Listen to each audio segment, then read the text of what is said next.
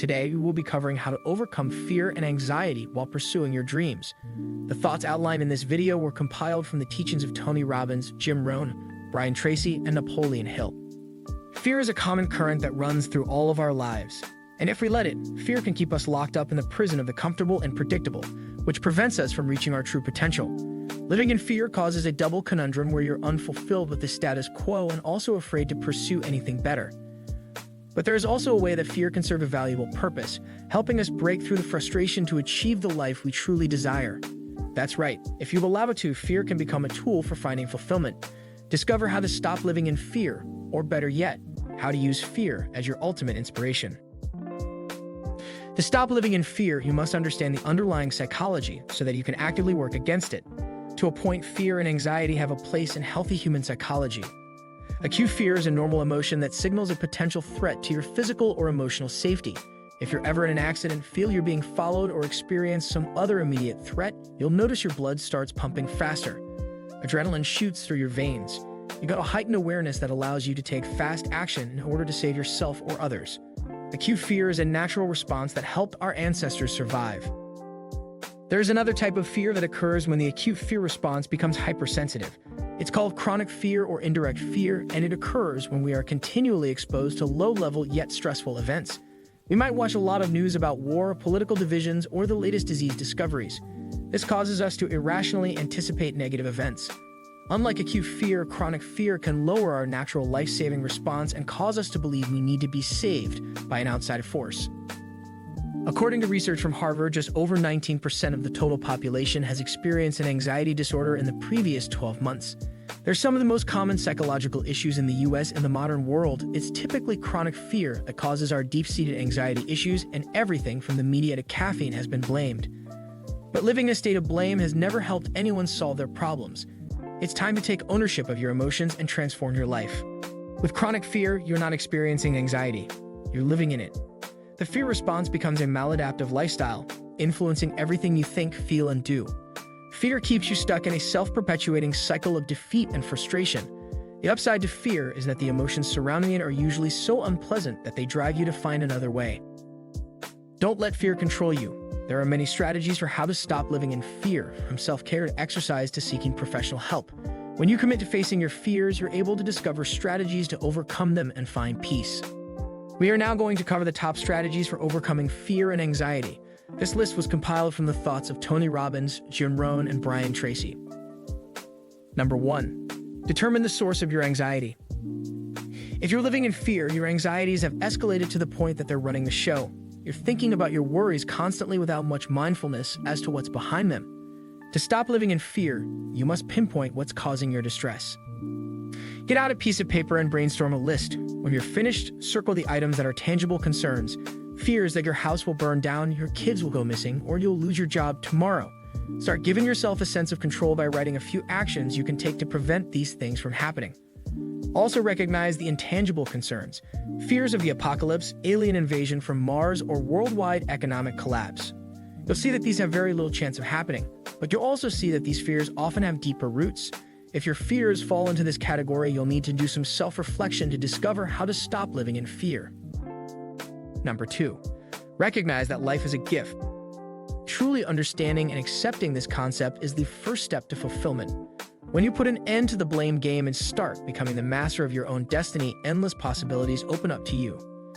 And when you see the world as a place of opportunity, not obstacles, you don't let fear control you.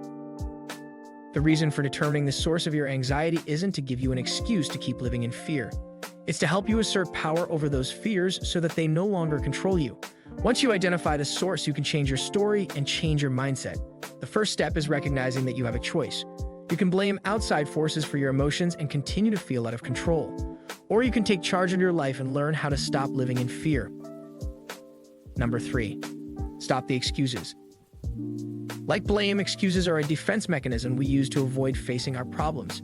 It's easy to push our hopes, desires, and dreams aside when we have excuses. We tell ourselves, there's not enough time. I don't have the money or the resources. I have a family. I'm too busy. We start to hide behind those excuses instead of taking action to move forward.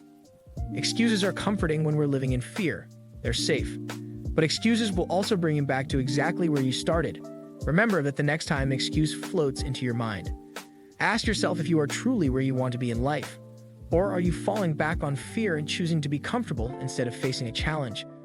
The more you become cognizant of your brain's proclivity for using excuses, the better you will become at dismissing them. Number 4, turn shoulds into musts. In your mind, if you have no choice but to succeed, achieving your goal is an absolute must, then nothing else matters. Sacrifices won't even be a question. Excuses go out the window. You'll do whatever it takes to make it happen. Period. Even the most successful people feel like they're living in fear sometimes. The difference is that rather than allowing fear to creep in and suck the life right out of their dreams, they know that the price they will pay if they don't give their goals and visions every ounce of energy and focus they have is far scarier. They know the real fear is living a life where they have settled or compromised what they really wanted. How do you adopt that mindset and perspective? Imagine yourself at 80 years old and nearing the end of your life. You are sitting in your rocking chair, reflecting on how you lived your life. Now look back on your life as if you had not achieved the goal you are after at this moment. How has this affected the course of your life? What are your regrets? What do you wish you had made more time for? What do you wish you had attempted? Is there sadness and regret? In this way, you can use fear to propel you toward your ultimate goal. Number 5, adopt a growth mindset. People often give up on what they want because they believe that reaching their goal is beyond their abilities. They continue living in fear and settle into their lives, thinking that their goal is unattainable so they don't even bother. But the most successful people foster a growth mindset. They don't think of their abilities as fixed, but rather as flexible. And when faced with a setback, they work harder. They adopt a new strategy. They keep seeking a solution. They don't give up when things become challenging. Instead, they find new ways to adapt and work harder to achieve their goals. Number 6, learn that pain brings insight. There isn't one successful person in the world who hasn't had to overcome major obstacles. The most painful experiences can help refine what you want and what you don't want in life. Failure, disappointment, dead ends, these can all be used as a means of reflecting and re-evaluating your life. Remember, we are built to adapt. Embrace your inner strength and use each experience as a tool to help you learn more about yourself and what you really must have in life. When you're facing a painful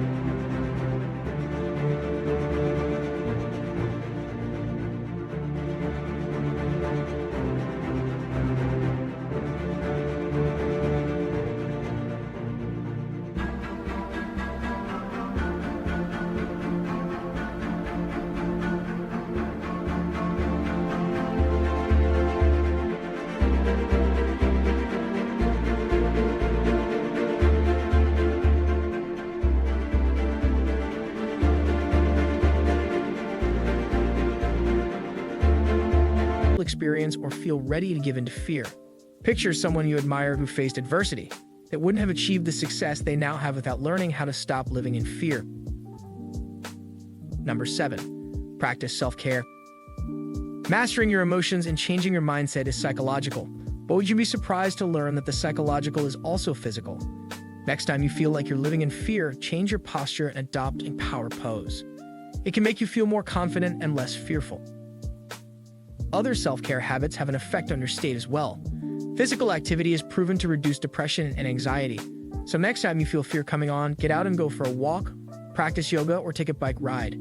Mindfulness meditation is also proven to combat anxiety and depression and even lower blood pressure. Eliminating caffeine and alcohol from your diet is another self-care tip that's essential to lowering anxious feelings. When you combine physical and psychological self-care, you have the recipe for how to stop living in fear. Number 8, adopt an abundance mindset. Fear cannot coexist with positive emotions. You cannot feel both scared and joyful or afraid and peaceful. You can't feel fear and gratitude at the same time either, but you can replace one with the other. When you are grateful, fear disappears and abundance appears. You shift your focus from the negative to the positive. Where focus goes, energy flows, so when you change your mindset in this way, you find that you naturally bring more positivity and less fear into your life. Adopting an abundance mindset is key to unlocking how to stop living in fear. You can do this by keeping a gratitude journal, practicing priming or meditation, using visualization, coming up with empowering incantations, and more. Next time you're anxious or afraid, you'll have a powerful toolbox that you can access to overcome those emotions. Number 9. Be fully present. When we're living in fear, we're often also living in either the past or the future. We let our past mistakes haunt us and affect our future decisions. We live in so much fear of what could happen that we forget to enjoy what is happening. As Tummy tells us, the past does not equal the future unless you live there. Stop missing your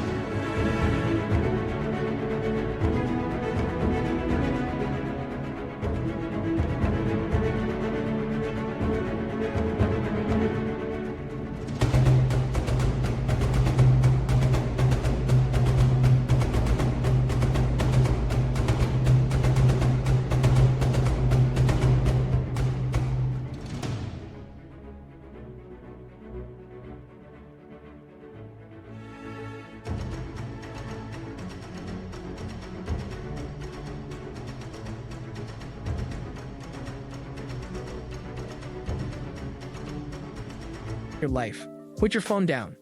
Step away from the computer. Take up a new sport or game. Meet people in the here and now. Start living instead of worrying. Number 10. Know that fear is inevitable. After all this work, you still need to accept one truth: you will fail. It's just part of the process. Any successful person will tell you that. Failure provides insights and inherently corrects the faulty ways of approaching a problem. There is no teacher as impactful as the sting of failure, and no lesson in resilience better than the burn of rejection. If you use these experiences as unique information and adjust your strategy and approach the next time around, you will have an advantage that no one else does. With the right mindset, you can change your story and say goodbye to living in fear. If you're ready to learn how to stop living in fear, you have to decide that your dreams are more important than your fear of failure. Make the decision today to master your fears and start existing as the most joyful, successful version of yourself possible.